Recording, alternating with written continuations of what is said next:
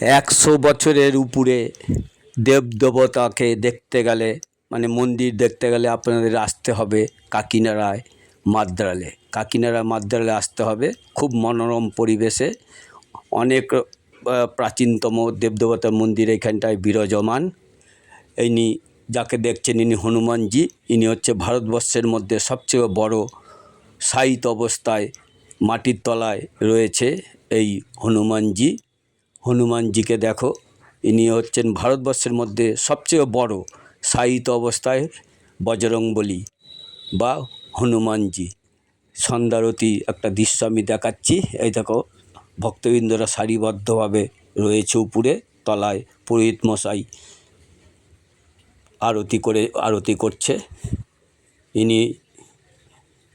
ইনি মাটির তলায় অবস্থিত ভারতবর্ষের মধ্যে সবচেয়ে বড় হনুমানজি।